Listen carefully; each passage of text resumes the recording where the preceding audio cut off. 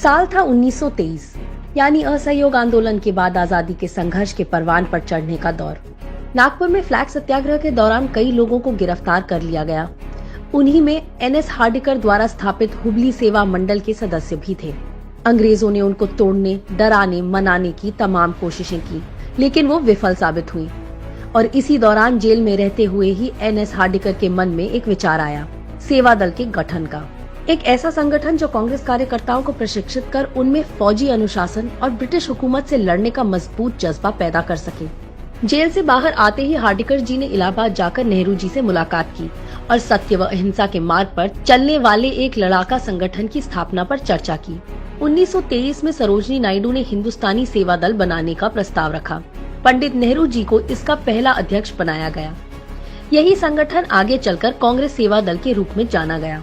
सेवा दल के गठन के तुरंत बाद 1924 के बेलगाम अधिवेशन में सेवा दल को साफ सफाई और सुरक्षा का जिम्मा दिया गया और इससे प्रभावित होकर स्वयं गांधी जी ने माना था कि हार्डिकर जी और सेवा दल के बगैर कांग्रेस का अधिवेशन सफल नहीं हो पाता।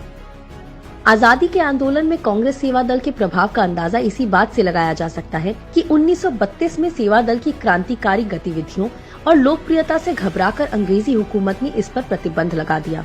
सेवा दल की लोकप्रियता और महत्व का अंदाजा इससे भी लगाया जा सकता है कि पंडित नेहरू जी से लेकर राहुल गांधी जी तक सबने सेवा दल को कांग्रेस का सच्चा सिपाही कहा है।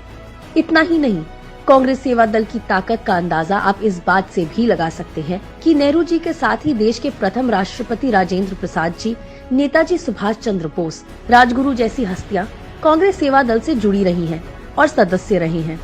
कांग्रेस सेवा दल हमेशा से भारतीय जन समाज की रीढ़ रही है। कांग्रेस सेवा दल कांग्रेस की मजबूती रही है। कांग्रेस सेवा दल की मजबूती का मतलब है देश की मजबूती, क्योंकि सेवा दल के विचार में देश महत्वपूर्ण रहा है। कोई धर्म, संप्रदाय, जाति या वर्ग नहीं। इसी धरोहर की आज देश को जरूरत है।